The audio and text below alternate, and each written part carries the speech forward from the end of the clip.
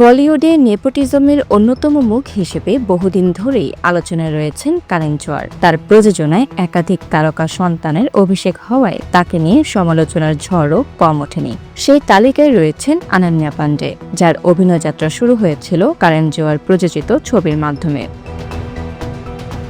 সম্প্রতি অনন্যাকে ঘিরে নতুন বিতর্ক তৈরি হয়েছে। তার জনপ্রিয় ওয়েব সিরিজ কল মি বে এর দ্বিতীয় সিজনের ঘোষণা অনুষ্ঠানে উপস্থিত ছিলেন কারেন জোহারও। সেই অনুষ্ঠান থেকে একটি ভিডিও ভাইরাল হয়েছে, যেখানে দেখা যায় মঞ্চে দাঁড়িয়ে হাসতে হাসতেই অনন্যার নিতম্বে আলতো করে হাত দেন কারেন জোহার। মুহূর্তের জন্য কিছুটা চমকে গিয়ে অনন্যা পেছন ফিরে তার দিকে তাকালেও পরে হাসি মুখেই পরিস্থিতি সামলে নেন।